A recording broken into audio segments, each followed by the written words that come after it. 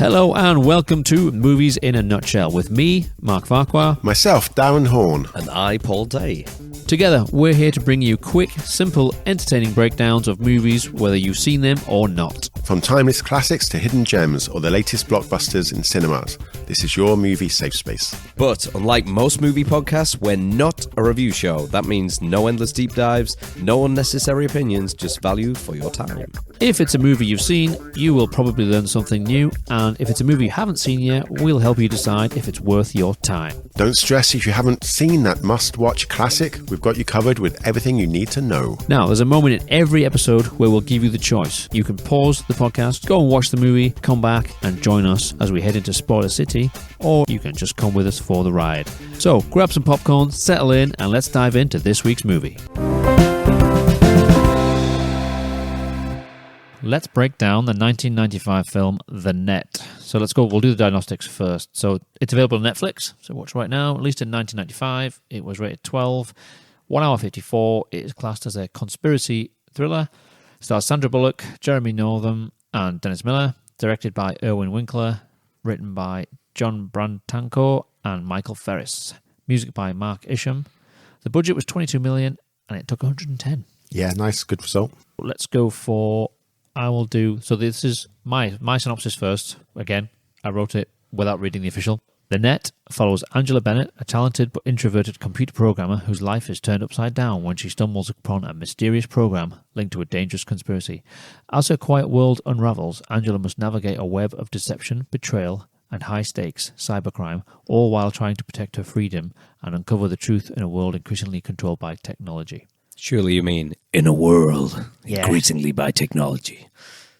So I've put The Net as a 1995 action thriller about a computer programmer who discovers government secrets and is targeted by a shadowy organization. Ooh. I've just left it at that. Okay. Yeah, that works.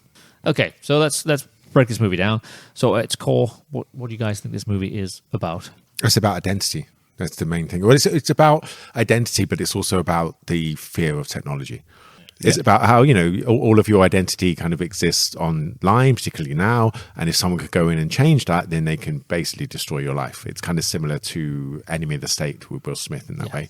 But there's also a nice a link to her relationship with her mother. So that's like another layer of identity. And because her mother has Alzheimer's. So it's like, who are we really? And in fact, who are we? That's kind of a bigger question because we're somebody different to everyone. Like we're fathers to our daughter, but, I'm a teacher to my students. I'm a friend to so-and-so. I'm a genius podcast host to our listeners. Oh, yeah.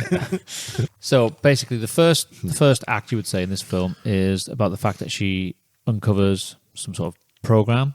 Yeah, that's the end of the first act. That is potentially a risk to national security. Yeah, we see her working. We see that she's really well respected and she's really good at her job. As soon as this program comes into her life, things change with almost immediate effect. So then obviously she then becomes the target. Basically they're onto her. At first she doesn't realise, but then it quickly takes a turn. And it's basically about how she deals with that, having your identity taken away. You no longer exist, or people think you're somebody else.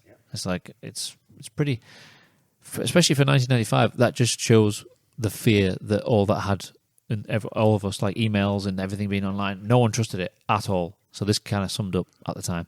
And that happens with all technology. I remember when we didn't trust contactless payments. Yeah. And there was all these like special wallets going around being like, the person behind you can steal money from your bank account. It's like, what? Yeah, I remember that. And now we're swiping away. Yeah, exactly. Now it's on our phones. We're just like, beep, beep, beep, beep. Yeah. Take my money.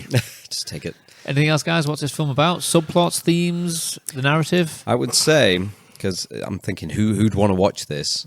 It's kind of a techno thriller. It's about identity, like you've said. So Enemy of the State was mentioned. It's got elements of Enemy of the State in there. I was just thinking as well, it's a bit like War Games in the sense. Yeah, War Games. Matthew Broderick in that film, he comes across a thing and then it's all about how he copes with that. So similar sort of War Games vibes. Swordfish, if you've seen that with John Travolta. Nice. And Hugh Jackman. I love the opening to that That's movie. kind of a hackery film, isn't it? Yeah. Halle Berry. And then yes. That's good. That's a good addition to that film. But also There's elements of Fatal Attraction in there, which I only saw recently, but there's kind of a bit of a Fatal Attraction element reversal thing in there without giving too much away. So they're the vibes I got from the film. So if you're into that sort of thing, I think you'll probably enjoy The Net. Yeah, you're similar. I had similar. I thought it had Romance in the Stone vibes. Because it's it's basically. I know Sandra Bullock isn't a cat lady, but there should have been a cat in that apartment. Yeah, that's true. Same with Kathleen Turner in Romance in the Stone. Like she's timid. She doesn't go out. Sandra Bullock's character lives online through her work, and Kathleen Turner's character lives through her writing, through her books, and she writes all these characters have these adventures, but can't deal with them on her own. And then she's forced out and goes on this journey, and she realizes she's more resilient than she is. And Sandra Bullock has the same kind of vibe, which is kind of cool. Yeah, no, that's a good comparison. Yeah. So there we go. That is that movie in a nutshell. Right, let's go quickly on to the ratings and reviews. Rotten Tomatoes gave the critic review was 44 and the users was 44. Exactly the same. Yeah, I can see that. So they both thought it was okay. Lots of people online on YouTube and stuff love it. Yeah. But yeah, I think 44 is fair. IMDb gave it 6 out of 10, and Metacritic, the Metascore was 51 and the users was 6.2. So pretty much in the middle for all this. Let's go to the reviews. So Joe Lipset of Anatomy of a Scream, he put, both prescient and utterly ridiculous, this techno thriller is a perfect vehicle for Bullock.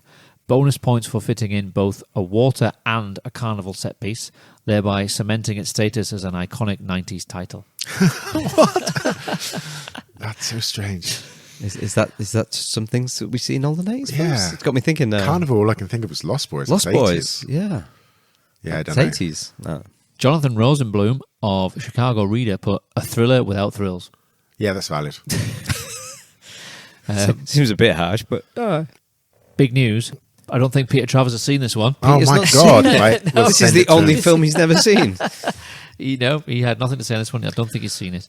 Maybe he'll listen to this and he'll go and watch it. I think that's what will happen. Then he'll review it and he'll send us in a later date and we'll read it out anyway. He is a friend of the show, obviously. because he is who he is. Even though I crap on films on this podcast, I feel really bad when I hear reviews crapping on films. I'm just know. like, you leave Sandra Bullock alone. Like, they made a film. That's really hard. You start with a blank page. Like, come on.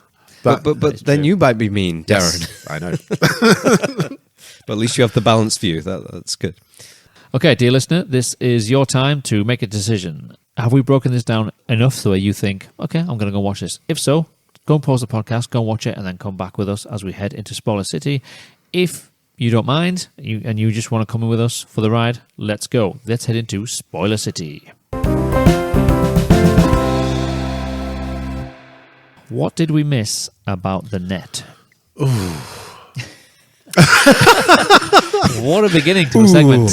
What did we I miss? don't think that was a good ooh. I don't think we missed anything. Not much, because there's not much going on behind the scenes, really. I mean, there's nice, cool stuff. Like, she orders a pizza before that was a thing on the internet. Yeah, I did pick up on that. So that was like... Was that even possible then? Because like 95, I mean, the internet wasn't around. I think I saw a quote that apparently there was only, I think I saw it was like 40 million people worldwide. Yeah, but the internet wasn't really the internet then. Yeah, exactly. We didn't see the pizza actually get delivered, though, so maybe they didn't check the modem, and maybe that never actually got through. Totally. I don't know. Exactly. But yeah, it was, so that was kind of ahead of its time. So if you didn't know what the internet was, you're like, oh, you can order pizza. This, gives you hope as to the utility of it. But other than that, I love the fact it's a woman in tech. That's great, certainly for 1995. Like, I think we mention it whenever that comes up, how great it was with Gillian Anderson in X-Files and how many girls and women went into STEM because of that, because they saw the female Dana scientists. Scully, yeah. Yeah, totally. So that's good. Other than that, I'm not sure why she is so introverted. I mean, I guess she could just be introverted, but it doesn't make sense because she's charming when she's on holiday and she's like chatty and stuff. And then she's like, no, I'm just going to stay in my room talking to strange people online. And then that's another level of it. Do we think that women got treated that nicely online in 95 and that we've just deteriorated massively as a society where now female gamers get just abuse thrown at them? And it's like, I don't know. Takes you back to the chat room era, which for Yeah, those exactly. of you who are too young to Oh, know, the this is what people abuse. used to do. They used to go into a chat room and chat with people before you had it was WhatsApps the and Wild things. West. It was Yes. just like dangers, predators everywhere. Or and just the abuse concept everywhere. of being able to sit in a chat room and talking to someone across the other side of the world was Yeah. whoa, this guy's in America. One But thing they didn't have the voice things that Sandra, like that was ahead of its time in this film as well. The whole probably voice to speech reader thing, hello Sandra, that slowed how are things you? down. Yeah.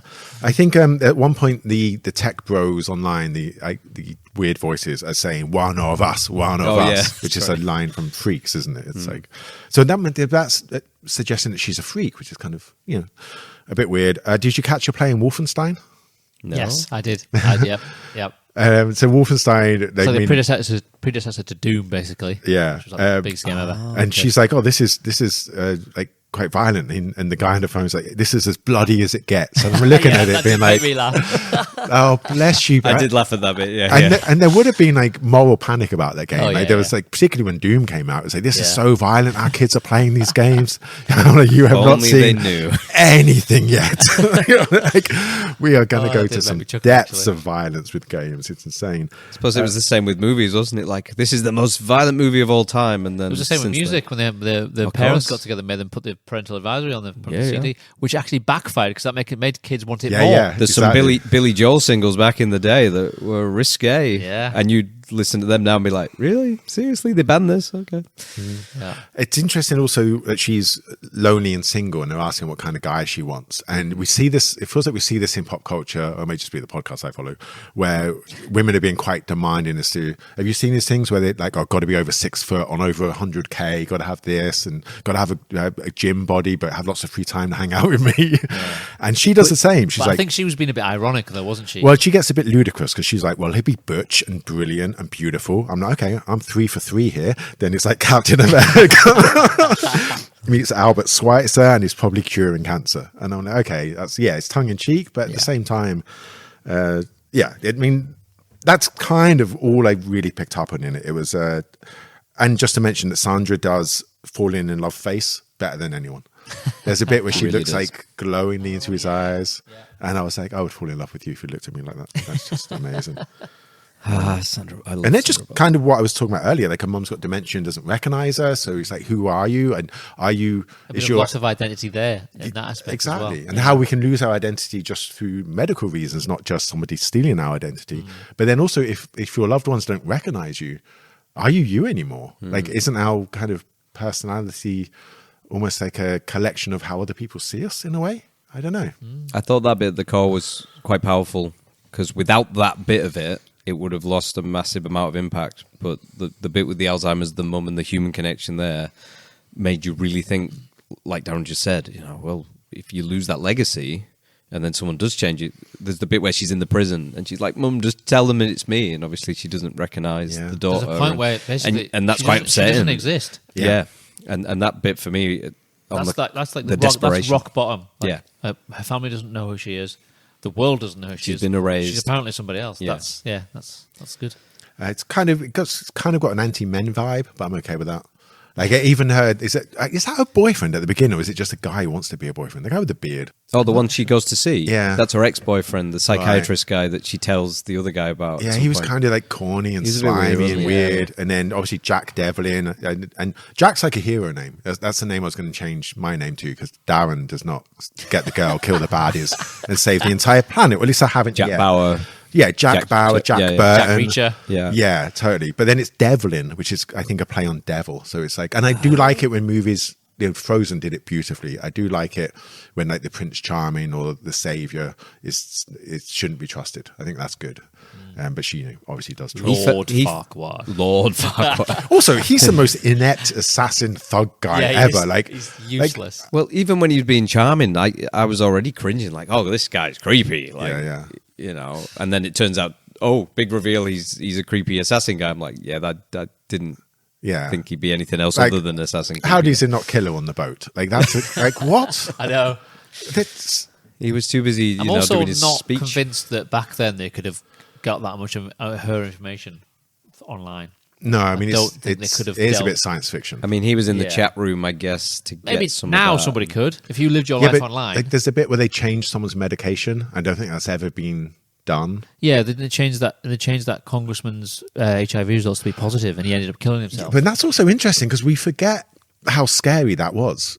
The bit in 95 as well was, in the 90s, they used to sort of, the pace of films seemed slower. So whenever I've been watching modern films and then I watch an old one, the pace of it to kind of show the character and show the mother and show them relationships. Bit of a build. The build, yeah. Because like even Die Hard, things like that, it was always the build and then the action starts. Whereas now, nowadays it's boom. It's what the Bobs were talking about in the Back to the Future, is the payoff. Yeah. So if you build it up enough and you give us a background on these characters, we can fall for them or we can be right behind them. So when the tension kicks when in, something happens, you're with them. Whereas if sometimes something will just introduce a bunch of characters and stuff will happen, and you're not really feeling it. So I get that sense of not nostalgia so much as just like, oh yeah, I'm enjoying the slower pace to the film and the actual scene setup, sort of that old school vibe to it. So I did enjoy that, and then obviously the tension comes in. You're like, oh no. Do you see the bit where she goes to the doctor, like because somehow she survives the speedboat smashing into the rocks and that's right, thrown into the water in the middle of the ocean? Yeah, she a survives. fisherman that. came past Darren. Of course, it's fine. Yeah, yeah.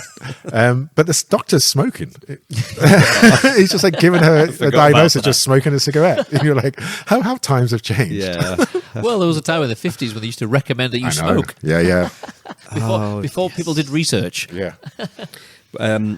It felt very much like this is because what are we? We're 4 years before the Matrix comes out with this one. Wow, that's actually really jarring because this film feels way more dated than the Matrix. I know. Was the Matrix 99? 99. Yeah, it was. Yeah. So it's only a few years off the Matrix, and like you say, it feels still quite present. And then you watch this, and the internet had come on by then. Yeah, and that's how quick it came on. That's how quick it came on. So, but it very much was the start of the digital footprint kind of horror. And Enemy of the State was 98 as well, I think. So we were in that paranoid thing of, oh no, we've got this digital footprint, and what could that mean if it changes? And now, like Darren said, you're swiping your card like, I'll be fine. Tap away. Oh, no, I've reached my limit. I'll put in my card. So there's nothing hidden in this film. It's pretty much what we've described it to be. It's a bit of a techno thriller. She comes across something she shouldn't, and then she's on the run. And the bit that I didn't expect from it was that Fatal Attraction-y bit where he's got the photo of Sandra Bullock and him on holiday, and he's kind of got that in his car, and he's stalking her, and and I think I'm thinking of Fatal Attraction because I only saw it a couple of months ago, and it was like, oh, okay, I didn't figure that'd be it. I figured you'd just be more assassin-y, but he was a bit like, I love you now, which it's Sandra Bullock, I get it, but then he's trying to kill her, and I'm like, really? Come on. Yeah. While You Were Sleeping came out, I think, in this same year. Okay. And that if there's any film you're going to fall in love with Sandra Bullock, it's While You Were Sleeping. I know we haven't got to chick flicks here yet, but I do love While You Were Sleeping. It's amazing how many movies, when you look back at them, are seriously problematic, which is why we do the test of time, right? Okay, let's do some facts. Okay, give us your facts, Paul. There isn't a lot of behind-the-scenes things on this one, so a lot of these, again, trivia from IMDb, so must be true. When Jack wraps his handkerchief around Angela's which angered the hell out of me. bare midriff. Just like, give her your coat. That's what, I thought that. What is that? But apparently it borrows directly from the Alfred Hitchcock thriller Notorious from 1946, where Cary Grant does the same thing to Ingrid Bergman, cautioning her that without it she might catch cold. That's interesting. I've got the word Hitchcock written down, but I don't know why I wrote it. Oh, well, there you go. So there is a reference there, but yeah, I was thinking the same because I didn't know that reference till it's up. Like, give her the coat, man. Yeah. Anyway, on the checklist on Angela's computer, it says bring 2,600 mag, and 2,600 is a real hackers magazine. Oh, apparently. Nice. One of the few PG-13 rated movies permitted to use the word fuck. Oh, God, I don't say that very often. So sorry if I've offended any listeners there, but in a sexual context. So there you go. Oh, was it? Apparently. What was the context? I can't remember what it was. I'm so immune to that kind of stuff now. I wouldn't have even noticed. I know. Test of time. Like, there was a swear word. Oh, God. Yeah. Don't think anyone noticed.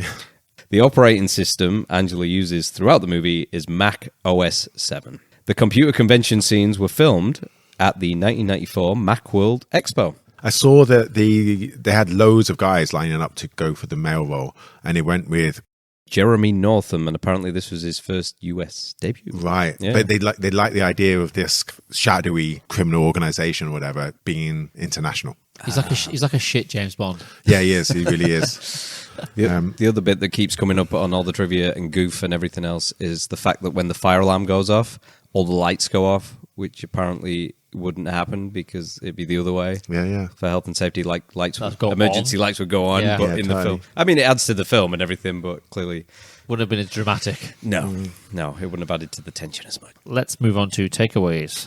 What do we think about this film? Any final thoughts? My summation is, if it didn't have Sandra Bullock, I'd have been like, nah.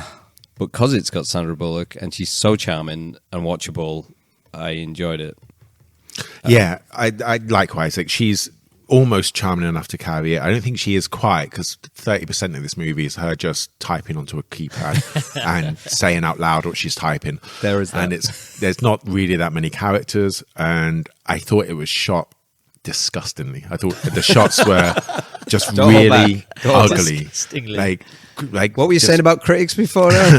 like just really messy frames and just bad. Even like her in a bikini was shot poorly. And this is like 95. Like, you know, we've got better. There's this, I know I've sometimes gone tangents about theories, but there's this theory called the male gaze, and it's that the camera is male because historically the cameraman was always male, so it always sexualizes women, and now we're kind of moving away a bit from that. It's a little bit more equal, and George Miller did great stuff with Mad Max Fury Road in that he just put the camera on Charlene's nose all the time. Like, basically, I could go off on a tangent, Mark, but you're looking at me like, don't do another tangent on French I'm New just Wave. listening. I will cut it.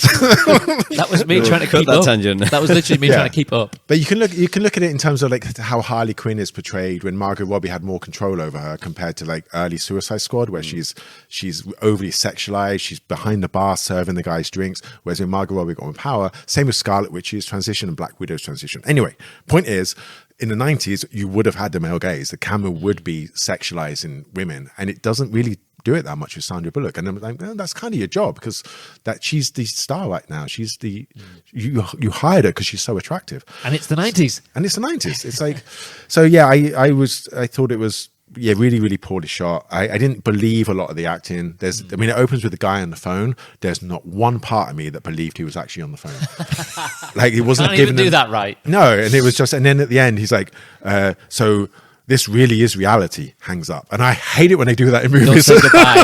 It's like, how long? He's like, this really is reality. Okay, thanks, bye. Yeah. You don't have to do Or like, go the other way where people yeah, bye. yeah, bye, exactly. bye, You don't bye, have to be your mother saying goodbye. Okay, bye. Oh, he didn't, did he? I think that should be in the film. I think that would add That to would be it. a Yeah. better beginning to the Yeah. film.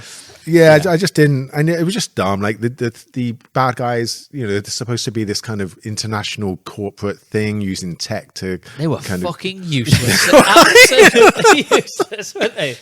Oh, such. I'm glad they didn't catch it, but I see what you're saying. I also didn't like. I mean, it's dumb stuff, but you know, they change her identity, and then they give her stuff that's shameful. It's like, oh, she's wanted for prostitution, the worst possible thing a woman could do. It's just- Why not like international tax fraud? yeah, some intelligent crime. Yeah, like stealing a car, Yeah. like just something. So but no, yeah, this prostitution. it was my choice, and it didn't hold up for me. Because it's a long time since you watched yeah. it. At You're what, saying. at what point did you realize? Yeah, like within the first 5 minutes. Oh, no. I was like, oh, okay. It was when she did the first computer scenes. It was like I remember when we all had those same fears, but it just doesn't deliver on that. It doesn't go deep enough. It doesn't portray it in the right light, and it's just a bit in the middle of the road. Kind of, it could have been a lot better. And the disc was ruined, so I don't know why they still want it. Yeah, that as well. It's like, this has been destroyed by the sun and the ocean. Okay, but we still want it. What? Yeah, I did enjoy the scene which was kind of predictable, but at the same time I enjoyed the twist where the guy was like, so the disc is destroyed. She thinks he's the FBI agent. It's like, oh no, you shouldn't know that information. I quite like that little twist. That was there was good. one bit where what would have happened if there wasn't that computer convention that happened to be right across the road when she was on the Yeah, road yeah. and had nowhere to go. Oh, there's a computer convention. Look, there's hundreds of computers right where I can use them. Yeah, at a time when there were hardly any computer conventions. Like, But that was a real one. It was instead. actually a real one, like you said. It When you said actually that, I was like, happened. oh, okay, Yeah. that adds a bit of credibility to it. But I was just so if that hadn't been there, what would have happened? yeah. And then she switched that disc just in time. Yeah. Just in time. again, it was similar to Leave the World Behind. This is someone's take on what was going on, like trying to capture what everyone was thinking and feeling at the time, but just doesn't put it off, doesn't do it. I enjoyed it, but I think it was just because it reminded me how much I love Sandra Bullock, and I haven't watched a Sandra Bullock movie for a while, so I was just like, oh, I need to watch While You Were Sleeping again, and Speed again, and some of the more recent ones that I really enjoy as well. Let's move on to Test of Time. If this movie was trying to be released today, I think you would just update every element, and it would be about AI. It would be about robotics. Yeah, do it better. I think I think we've got the same fears now, particularly with deepfake and like deepfake videos and photos, where there could be a video of you online that isn't even you saying stuff, and it looks like you, sounds like you. Yeah, exactly. So we can't trust what we see anymore. So yeah, I think. And I think now we're even more vulnerable to all of that. Oh yeah, exactly, all of that, because it can literally change. It can just create stuff that doesn't exist, and you can literally have video of you committing a crime that you didn't commit. Yeah, it's almost like it would be better if it was released now. Yeah, with the updates. If they updated it, it would do better now. I think governments are moving too slow, and I think we are sleepwalking into a very scary period of time where AI and robotics are going to in our lifetime. Still, there's going to be. Have you seen the Boston Dynamics robots? No, it's terrifying. They will be armed and on the street in some country somewhere if they're not already. Like if you just Google YouTube Boston Dynamics robots, it's terrifying. And I just keep thinking to myself over and over again: have they not seen Terminator? Do they not know about Skynet? Why are they building it? They should know from Philip K. Dick and from Terminator that this is not a good idea, but they still keep building them. And ChatGPT came out of nowhere. Like it was nowhere like 2 years ago, a year ago, and then suddenly it's common. It's just everyone is aware of it. Unless someone came from the future and came back into the past and dropped it to create the future. I may have been watching too much time travel stuff. But I think this is like any warning film. It's like a Don't Look Up, even though that's about climate change. But this is just a technologically orientated warning, and we're going to ignore it. So in other words, it would stand up, and this is kind of a quaint version of what it could be. Yeah, it could be developed as well. You're right. This is like a nursery rhyme version of what the reality is right now. That's a good description. It's like the origins of all of that. It's like, oh, sweet. That's the worst they thought would happen.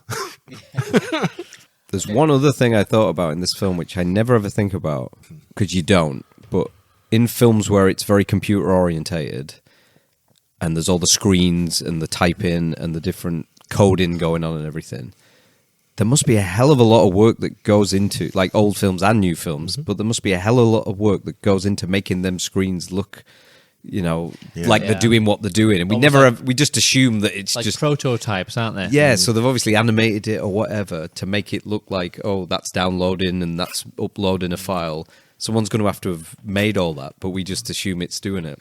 And it was one of them films where I'm like, yeah, even in modern films, they're doing stuff on screens and you're just like, yeah. Whatever. Minority Report. Yeah, exactly. But in the behind the scenes, like Darren said at the start of this, they have a blank page, they have nothing. So someone's going to have to designed all of that inside of it. So that was just a weird takeaway I took when she was downloading and uploading. I'm like, yeah, they have to make this to film it, don't they? Because it's not actually didn't exist. It's not actually existing, yeah. And they're designing user interfaces that don't exist, like the pizza one and stuff. The pizza one. Yeah. Oh, the pizza one. Did she ever get that pizza? We'll never know. There isn't a net too, so. But did you see there was a TV show? Yes, I did see that, yeah. Was it meant to be any good? It lasted one season, so potentially not. If anyone's listening, if you guys have seen it, please let us know if it's any good. Let us know what you thought. And if you do, we'll read it out. We'll do a follow-up. Okay, worth a watch. It's me. It's you. Yeah. What are we watching? We're going to go on Netflix. And it's a documentary about a TV series that everyone's seen at some point. Jerry Springer. It's about how that whole shebang came about and about his origins and how he ended up in that situation. It's a really interesting story about something we all just took it for granted. It's just this weird, wacky show that just had weird shit on it. But how it got to where it was it's very interesting. I recommend everyone, most people listening to this will have seen it at some point in their life or know what it is. But really, I mean, how long's Jerry Springer been out the loop for? Do you think? I don't know how long when it ended, but he was doing it. He was doing it for a good 20 years. Yeah, but at least 10 years ago, right? Yeah, I would say so. Yeah. Well, he probably died around 10 years ago now, didn't he? Try to think. It's going to be a while since he actually died. And then there was a musical. But it is really interesting about how something that became, especially in America, it was a cultural shift. It was like it just changed because daytime TV used to be so fucking boring. And then we had Jeremy Kyle over here. Yeah, well, that was our equivalent. But the story of how like so many random things that happened that led to it getting where it is, and people coming in and changing things, and just how it almost didn't make it, and then one thing changed, and then. Whew. So is it behind? It's not like actors playing it or anything. No, it's behind the scenes, proper story. Yeah, everyone who was documentary. involved, the original producers and the people. If they sack someone, got the replacement comes in and talks about their role, and it's just right from the ground up, works its way up to the end. Definitely worth a watch. We're looking ahead to the final episode of February, which will be your choice, dear listener. So if you got your favorite movie or something you think's interesting you want us to break down, please send us your recommendations. Email us hello@moviesinanutshell.com. Our socials are in the show notes, so you can message us directly. Something obscure, something that you think we might not have seen, something a bit left field, throws a curveball, anything like that, and we will taking the votes and see what comes in, and we will pick one out. And that will be the final episode of February. So get your requests in now. We're ready to believe you. I know that doesn't quite work, but I just wanted to quote Ghostbusters. We're looking forward to that. I'm enjoying these listener episodes because it gives them something to shoot for. But also, I'm waiting for the one where someone picks something that none of us have seen, but it's their favourite film. It'll happen. It will happen, yeah. Or they might pick our favourite film. What could that be? We'll have to address that at some point as well. The mystery. Yeah. What are our favourite films? Anyway, it's hard to choose. Get your requests in, and hopefully we'll choose yours. Okay, that brings us on to next week's movie. Darren, it's going to be your choice. What have you got for us? I love that I wing this every single time, and I'm just like, what movies have been occurring to me Edge of our recently? seats, Darren, when you do this. I know. It's another film that's talking about identity. It's History of Violence, which is directed by David Cronenberg, and it's currently on Netflix, so we can catch it there. Okay. And it's just, again, I don't want to give you spoilers, but why should you watch it? You can watch it because Viggo Mortensen is in it, and he's a phenomenal actor, and he's just great. Ed Harris is also in it. And it's how this like small town family guy responds to suddenly coming up against, like national kind of gangsters and criminals who are incredibly violent. So it's a test of, what you would do for your family it's when you get tested as a person. But it's thoroughly entertaining. The acting is phenomenal. It's like a thriller? Yeah, it's a thriller. Okay. And it's quite short. I remember it being like 90 minutes or maybe like 100 minutes or something like that. It gets to the point fast. It's solid.